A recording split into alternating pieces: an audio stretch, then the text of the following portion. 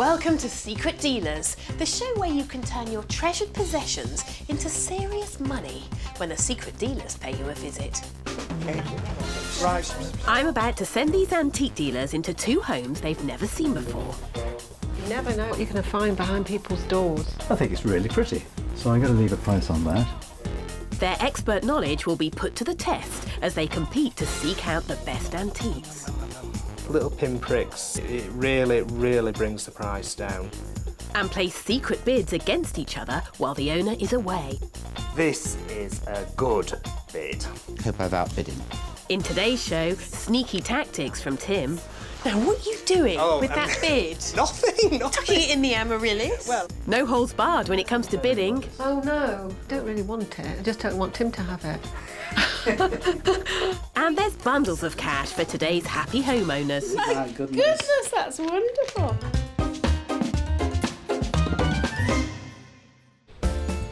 First, we're off to Yorkshire and a house that would be more at home in the heart of gay Paris. It's bulging at the seams with French antiques, and it all belongs to Janice and Keith. Our love of antiques stemmed many years ago from a very dear old friend. He was very much into porcelain, all the Victorian and Edwardian things. It was really lovely. And that's really when I first got, liking for them from a very early age. My love of antiques stemmed from meeting Janice over 20 years ago. The place is festooned with flamboyant treasures and decorative antiques. And everything is up for grabs, including this highly collectible Walker & Hall silver top box. And this rosewood Bonnet de Jour writing desk. In the late 80s, we paid about £1,000, didn't we? We did, yes. For it. We've realised the market's changed, but we would sell it on the day with a reasonable offer. And Keith has big plans with what to do with the secret dealer's cash. I'd like a shed, somewhere for me to hide. I think we need a large shed. Well, you want the shed and you want the garden doing, but I'd quite like to sort the front room. Maybe. Now, Janice and Keith, you've got a lovely French look to this place. We could be in a Parisian apartment, couldn't we? Yes. Why have you gone for that particular look? I don't know, it's something that we've always just fallen for. So, is there anything that you would actually really like to hold on to? I have an open mind, depending on the offer. I think everything has its price. Who's going to be best at making decisions today? I think jointly, probably. I think the lady of the house will be the one who decides. Well, I'm sure there is plenty in your house that the dealers are going to love. There's no shortage of eye-catching antiques in this house. Brenda, James and Tim are in for a treat. Hi, you Kate. Hi, Kate. Now, expect the unexpected with this house. What's the unexpected, Kate? Well, you'll have to wait and see. Really? I can tell you for certain sure, amongst it all, you'll all find something you want to buy. Promise? I promise. Later. Oh, wow. My goodness. You never know what you're going to find behind people's doors. French. This is the look. Go on. Right. James is into his fine art and has spotted a rather dainty treasure, an early Victorian watercolour. It's signed and it's dated 1841. It's a watercolour portrait of a girl, and here we got her name, Jane Clefane Neville, born 1818, died 1905. I think in a way the picture is quite simple and it's over-framed. But if I bought this, I'd put her in a much simpler frame. So I'm going to leave a price on that. I quite like it. Upstairs in the bedroom, Brenda has found a delightful Sheffield silver heart-shaped box. A very saleable item, but she spotted a problem. If we hold it up to the light, we can see that the silver has worn all the way through. So you can actually see the hole. So that does make it depreciate a little bit, but aesthetically, it's quite a nice little piece. It may have a few holes, but it's still biddable. And Tim has found the Louis XV style French writing desk. And if you Porsche Bonnet de Jour.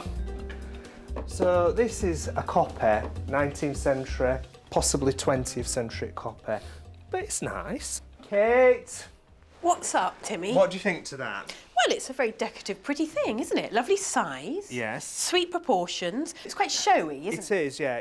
I'll make a bid on that, but it is subject to market conditions. Market conditions? Yes. Brown furniture being down. Well, it is down, but this is, it's got that lovely French decorative look. It's worth a punt. Right. Let's do it then. Janice and Keith paid good money for this in the 80s, and although the furniture market has slumped, they're hoping for a good price. And they might be in luck. Tim seems quite smitten. Bob the bid in there. It's tactics from Timmy. Close it and they won't have a clue. In Yorkshire, our 3 secret dealers have been let loose on Janice and Keith's antiques. That's quite nice. Little watercolour there. And Tim's super dealer senses have honed in on the early Victorian watercolour that James bid on. Just discard that in the amaryllis. But he's up to his old tricks again. Now, what are you doing with that bid? Nothing. Tucking it in the amaryllis? Well, I'll bob it back in. James thought it was absolutely lovely. Oh, did he? Yeah. Does that mean And, expensive? Well, I think so. And let's give James a run for his money. That's 2 bids on the Victorian watercolour, and competition's hotting up. Don't miss upstairs, will you? Because there's a lot up there. When you give me that impish look, I know that you are winding me up. Am I really? Yes. Wow, it's like Madame de Pompadour's boudoir in here. Now Brenda's taking an interest in the Louis XV style ladies' writing desk. Hey, Brenda. Yes? Got your nose in the desk. I've got my nose in the desk. Do you like it? No. Not for you? No, not the desk. No. No. Tim liked it. Yeah. Quite decorative. It is decorative. I did have one of these, and guess where it went? To a fabulous apartment in Miami. Yeah. You know, so they do go. I think I better bid on it, because I don't want Tim to get a bargain. Nice one, Brenda. Our Brenda's been here. Now Brenda's got competition for the heart-shaped box, and Tim knows his silver. Good maker, Walker and Hall, that's their trademark, the flag there. Probably 19th century. Oof. Something not good about this. And you see the holes and the light shining through. With this little pinpricks, it really brings the price down. But the good thing about this is that it's heart-shaped, and heart-shaped is very desirable. So That silver may have its faults, but that's 2 bids now. Downstairs, James has been drawn to the French lady's writing desk that Brenda and Tim have already bid on. Probably 1920s. Every hotel in France is kind of stuffed with this sort of thing. It's small, it's saleable. So, a very modest price, you'll be glad to hear, Brenda, going down. Oh no, I don't really want it. I just don't want Tim to have it. That's all 3 dealers in on the French lady's writing desk. Okay, we'll leave that on there. Time is catching up with the dealers. look away, James, look away now. Got no time, I've just got to leave a bid. Quickly. James has found that silver heart-shaped box that Tim and Brenda have already bid on. That's really quite a saleable thing. It's heart-shaped, it's silver. There. It's Walker and Hall, Sheffield. I like that, so I'm going to leave it. With time running out, James has missed the damaged silver top. That's the sort of thing that lots of people would buy for their girlfriends. And that's another full house of bids on the heart-shaped box. I've seen something rather wonderful here, this light fitting. And Tim has struck it lucky at the last minute. The other 2 have missed the gilded brass chandelier. So this is Edwardian, about 1900, 1910. Original Vaseline shades, brass. Very nice thing. Very commercial, very saleable. I want to buy this light fitting. Right. This is a good bid. There we go. OK, time's up. Oh, already, Kate? I needed longer. As You always always. say As that. always. I'm getting an headache with it all. In total, the dealers bid on 44 items in Janice and Keith's home. But which ones do they really want to take home? The little watercolour of the woman in a gilt frame. I thought that was really pretty and quite saleable. Out of all the things, the heart-shaped box would be the thing that I'd like to take home today. The chandelier with the Vaseline glass shades, because I think that is fantastic. I'd be really, really happy if I bought that. Janice and Keith have no idea what the dealers have bid on or how much money is on the table. Time to find out. So, you two, what do you think those dealers might have bid on? Probably the opposite of what we think they're going to go for. Well, this is the amount of money you could make today. How lovely. Thank you. Put me out of my misery. 4,950. Oh, very nice. Very nice. Well, you'd certainly get your shed keys, wouldn't you? and the grass. Gold mounts put on it. Janice and Keith could be walking away with a lot of money today. The dealers have offered almost £5,000 on their collected treasures. Now it's time to decide what they want to sell. First up, it's the late Victorian gilded brass chandelier. A very good quality commercial piece, but only Tim searched high enough to spot it. This shouts quality to me. Oh, it does. In fact, I think it's one of the nicest things in your house. It's lovely. It is really lovely. Probably about 1900 in date, I would say. Late Victorian, very early Edwardian perhaps. And these shades on them are very distinctive of a designer called James Powell, who was working for the Whitefriars glass factory. And yes. Powell also designed for a chap called W.A.S. Benson. OK, so we've got quality names here and quality materials. Tim says £600. Keith's smiling, you're nodding. What do you think? It's a fair deal, fair offer, isn't it? You think that's fair? What do you think, Keith? I would rather keep it. Would you?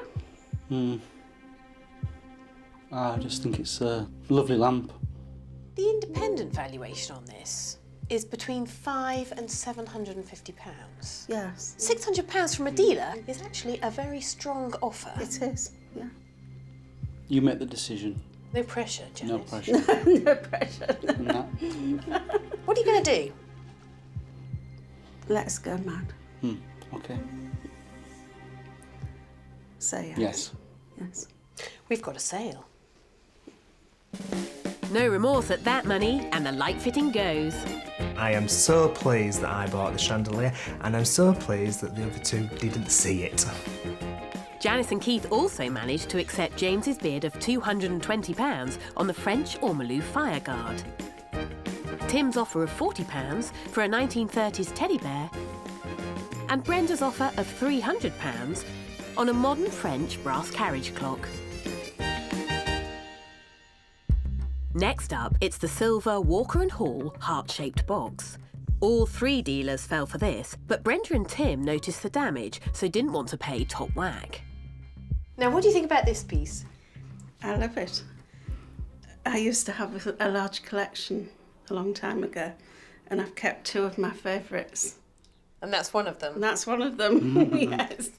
It's a lovely thing, isn't it? Yes. Heavy yes. cut glass on the Yes. bottom, and then the top made of English hallmark silver. It's actually dated to 1903. The only problem with silver like this, which is heavily embossed, if it's polished too much, little holes start appearing in the silver, and there are just a few 30 years of little holes. polishing. Sometimes people call them pinpricks because they're that Yes. small. So, otherwise, lovely. All three dealers want it. Tim bid you £45. And that's because he noticed just a few holes. I think I could quite easily keep it, actually, at that price. Okay, £45 is out. Brenda also had a careful look at it. She says £30. I have a feeling it's staying there. But James has also bid you. Yes. Has he got bad eyesight? You never know. He might have. No, I don't think he Because James says 150. Gosh. Goodness. Yes, well, that is extremely tempting. I think it's more than Yes. tempting. Well, you do. You not haven't. personally, but, you haven't got that attachment to it that I have. The independent valuation is between 100 and 150. Yes. So And that's that is the very top end of Yes. that. Top end of the budget. Yes. Can I live without it?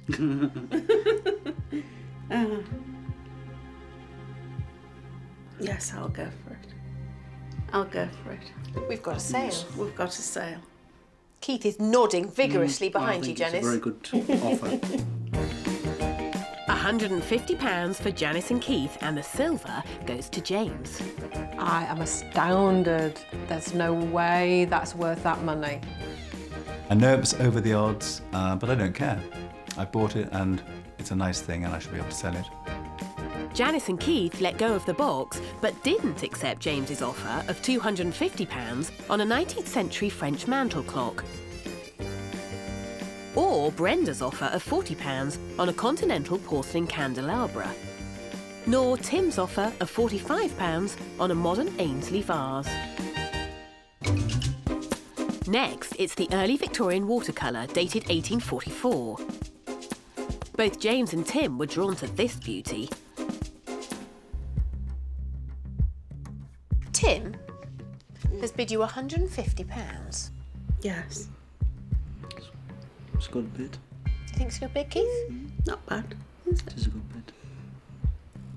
Well, the independent valuation is £150 to £250. Yes. So £150 bid is pretty good. I would have preferred slightly nearer the 200, if possible. James says 150. As well. Yes. Yes. Well, they can't both have it, can they? So I think we need to bring them both back in here and ask them to give you another bid. Yes, I do. Definitely. Come on in, gentlemen. Hello. Now, boys, we're talking about this watercolour, and we have £150 on the table from both of you. Oh, really? Oh, But only one of you can take it home. yes. So, what about it, gentlemen? All right. Don't go overboard, James. No. Trust me, I won't. 2 new bids. Da, da, da, da. James says 170. That's better. Better. But It's a bit more tempting, isn't it? Tim says 160. oh, £170 on the table. Tim, you're out. What are you going to do? Tim. It's all right. Are we going for girl today? It's up to you. I'm quite happy with it, either decision. Yes, we'll go. It's a fair We'll go. decision. We've got a sale? Thank you. Yes. We've got a deal. Well, thank you very much. Thank you. Pleasure. £170 in the garden fund, and James gets the lady in lace. I'm very happy to get it, and I'm going to sort it out and hopefully make a profit. Quite a nice thing. Finally, it's the Louis XV style ladies' writing desk. A very commercial piece, and all 3 dealers bid on this. Tim liked it so much, he hid his bid card in the drawer. Now, where's this little desk come from? It was bought 25, 30 years ago. I think it was from an antique fair. Of course, it went so well with all the French things. It's actually in the style of the Louis XV period, which Yes. was 18th century period in French history, although this desk dates from probably the turn of the 19th, 20th centuries. Yes. Well, the independent valuation on a desk like this is between £400 and £600. Yes. How does that sound to you? Does that sound fair? I was hoping for the top end. Right. 600 at least, yes. We did pay an awful lot for the desk. It was actually £1,000. Well, if you're buying retail, at that point, actually, when the market was very high, you probably paid fair price at the time. Yes, we Yes, did. we did. You've got 3 bids. I know. Brenda, she says £250. Gosh. That's Oh, low. I'd be keeping it quite a while longer. Yes. James didn't want to be left out, and he says 350. I'd still rather keep it, I think. Tim, who spotted this first, says £450. Yes, it's better. But is it enough to tempt you to sell? I don't know whether it is, to be honest. Do you? What? I think in the current market it's a fair price, but... Yes, it is a good bid. It's a good bid, it's a fair bid. You've got this one. I think we should accept the offer. That's a sale then? Yes.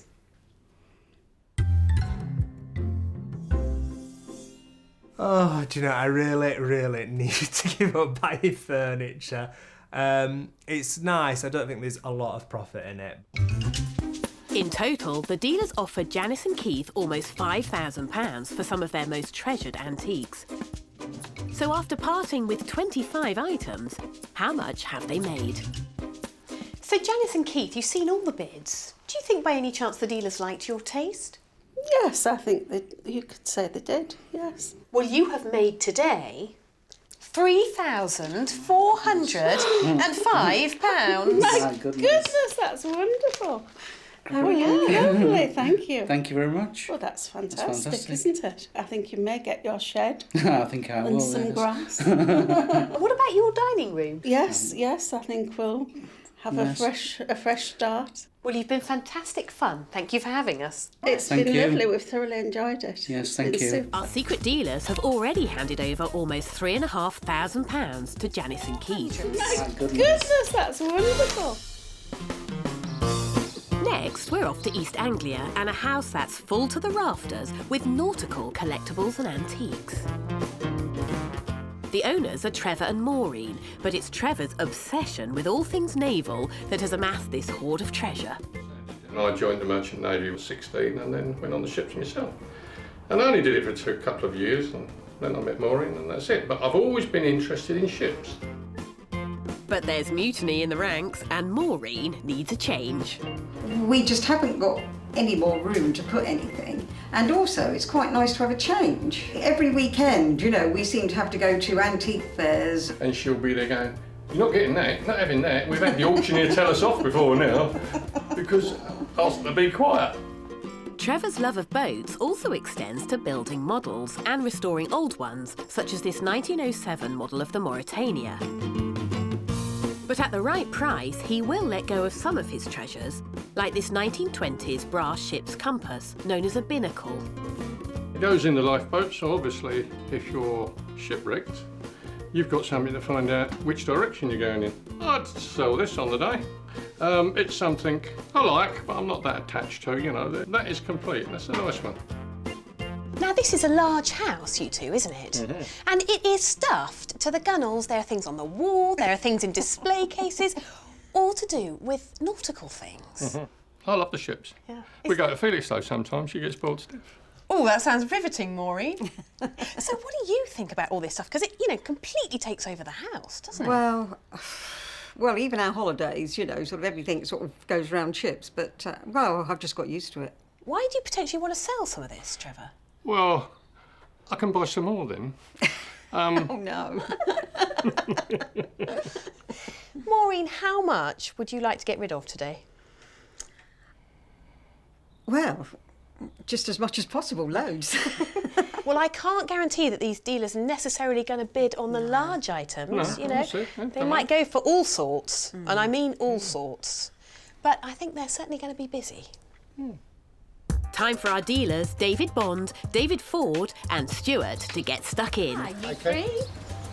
Now, you two may have noticed we have David Bond with us, marine specialist. We did. Yes. What does that tell you? Anything? Must be Perhaps? something marine here. Possibly. A few Shipping. things I've noticed. In with a chance. Yes. There is a little theme going on in this house, but it's a big house, so there's loads of other stuff as well. Yeah. We better go and get started. Okay. Thank you. Okay. After you, David. Right, this ground floor is me then. Anchors away, boys. And we're off. This guy really has got a lot of good nautical bits and pieces. So it's all hands on deck, apart from Stuart, who's torn a ligament in his shoulder. Looking for the not so obvious here. Better start putting some bids down. David Bond is hot on anything nautical. Ah, clock. Nice clock here. And he's navigated his way straight to a 1940s brass clock. Just seeing whether that's laid on or whether it's actually made in the casting of the enamel. It's actually laid on afterwards. So it's just a standard ship's clock. It's quite nice, a nice old clock, zinc case. Very nice old thing. There's a bit of a cracking to the enamel on the face, unfortunately. But then if we were 100 years old, we'd be a bit cracked. Leave a bid on that one. That's first bid of the day to David Bond. Stuart's not quite such a keen sailor. Ships, I can't leave bids on these because they're not old enough for me, really. Let's have a look, see what we can find. Keep on looking. Wow, what's this room? This is obviously where the models get made. And David Ford is following David Bond's lead and has found the brass clock. There. But this David isn't paying quite enough attention to the detail. What's nice about that one is that it's got P&O on it, which is a little unusual, which will enhance the value a bit. David's already had a go at that as well. Hope I've outbid him. We shall find out. It's interesting, even these simple little candlesticks here come off the SS Osterley, but they really are keen on the shipping. Next room. Now David Bond has taken a shine to one of Trevor's modern ships. A couple of these are plastic, obviously. People don't like plastic generally so much, although they look very nice and they do the part. That one, I believe, a sort of card, paper, not plastic, not kit. I think we'll leave a bid on that, the Mauritania. That's a bid on the model of the RMS Mauritania. Stuart's found sanctuary from all the nautical items. Spotted several things I like in the kitchen, so that's okay. Things are looking good. Yeah, I like these biscuit jars, they're always good for me, as long as they're not damaged. This glass biscuit jar is a very collectible item from the 1920s and absolutely nothing to do with boats. It's not enormously old. There's a chip there, but I'm not so concerned with that chip. Another chip there. Good historic English firm. I'll put a bid on it. Bidding away, David. Trying hard. Good to see it. How's it with you, Oh, good? is this your rank? For I wish, yes. Stuart can't tear himself away from the kitchen. But I like that. Hey Stuart, what are you doing in the kitchen? Oh, I'm allowed in the kitchen. Yeah, you are That's all allowed right, in yeah. the kitchen. I like the enamel sign, but it's a bit too chipped about, yes. A couple of pieces on the floor there, rather interesting. Nice boat's binnacle. Now David Bond has stumbled on the early 20th century brass ship's compass, known as a binnacle. Let's see whether the burner's in there. On the ship, you've got a big full-size binnacle for steering the ship. On the ship's boats, if the boats get detached from the main ship, you would need a compass in the boat to know where you're going. So this does the same thing. Got a compass in there.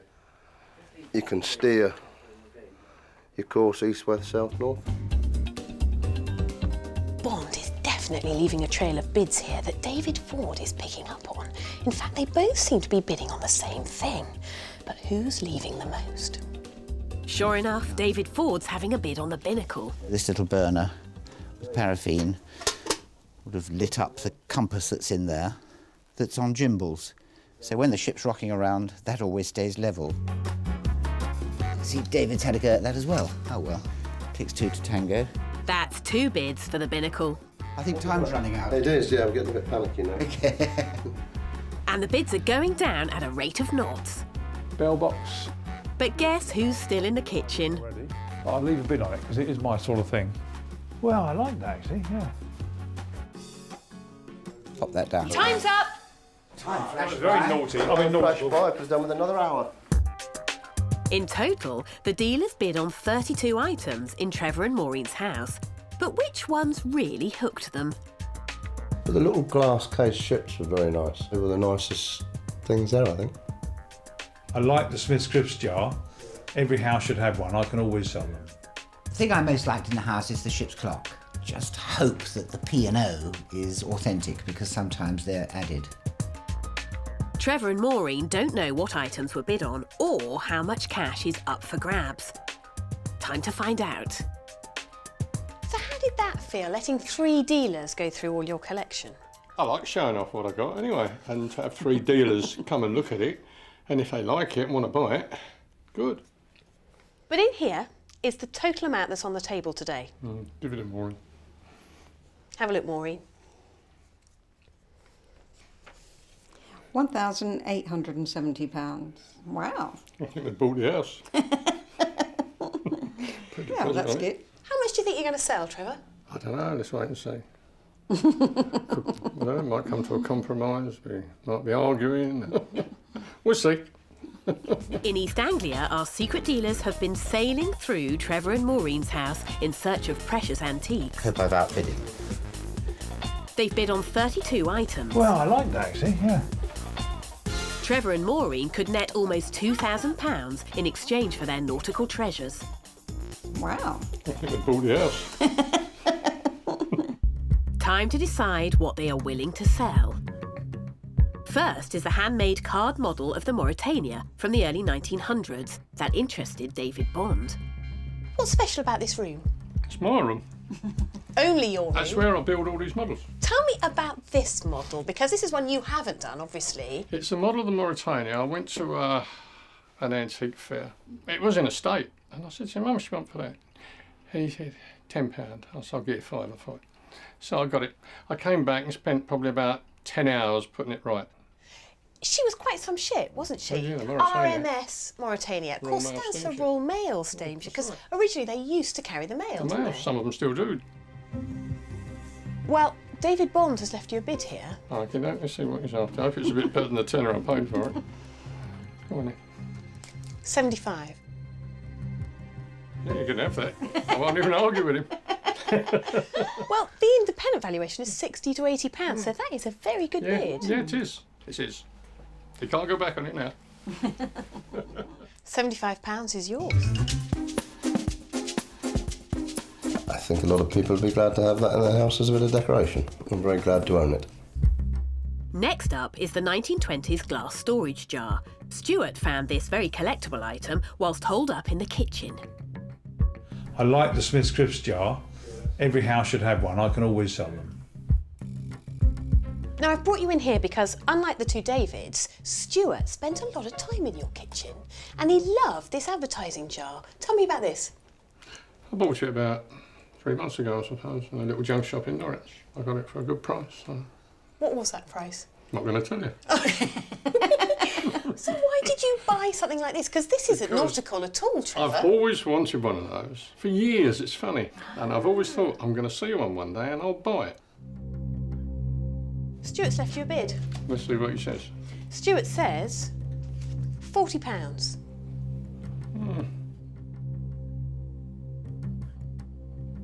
Can we compromise on that?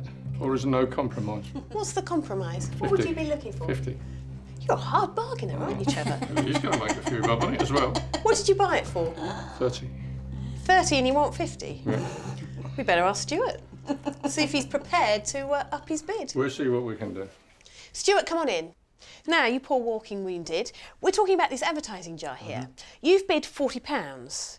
Now, bearing in mind the independent valuation, Trevor and Maureen, is £40 to £60, OK? Trevor's got something to say to you, Stuart. I want 50. Simple as that. Well, don't beat around the bush, will you?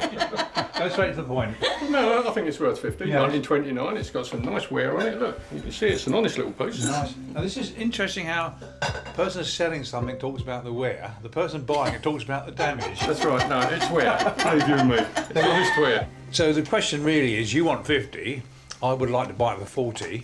I'm quite happy to go halfway on 45, but 50 is more than what I'm thinking. I know it's only a fiver, but 48. It's not. We're going to have an auction in a minute. Hang on. Well, it usually shuts them up, you know. We're at 48. We're at 48, no, Stuart. we're not. No, 45. 45. We're still £3. Go on then, 45. £3, fellas. 45 is 45 is a deal. 45? We've got a deal? 45, we got a deal. 45. We lost Thank you then, goodness for sorry. that. £45, we have a deal. Yeah. After a heated haggle, the jar goes to Stuart. It's a good jar. I can sell it very easily. That one, I'll make £20 profit probably. Trevor and Maureen also accepted Stuart's offer of £60 on this 19th century corkscrew. David Bond's offer of £65 on a ship's lantern. And David Ford's bid of £50 on 3 pairs of maritime cufflinks. Next up is the brass ship's clock from the 1940s. Both Davids bid on this, but David Ford failed to spot the name had been added later. Now, tell me about this clock that's ticking away on your workbench here. Oh, it's just something that I picked up in an auction probably 10 years ago. It keeps good time. Otherwise, I can't tell. It's a ship's clock, obviously, you know. Well, of course, clocks are collectible like this anyway, a ship's clock, but with the actual line on it, the P&O line, stands, of course, for Peninsula and Orient line, right. according to where it travelled to and from. Probably been a few miles. That, yeah, I expect so. That makes it doubly collectible, doesn't it? I That suppose it adds a does. little bit of intrigue. A little bit of authenticity to Yeah. it, yeah. And it is a nice clock and it keeps good time. Well, we've got two bids here. The two Davids are battling for this, Trevor. David Bond says 80.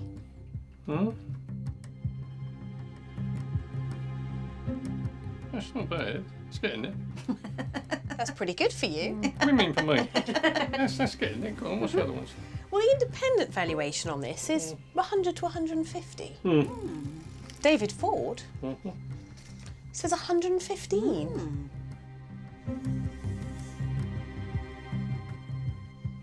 I'll take that. I won't even haggle with him for that. I'll take that. £115, no qualms, no questions. No, that's a good price. Fantastic. We've got a sale before you change your mind, Trevor. £115 is a good price, but David Ford is a little concerned about David Bond's low bid.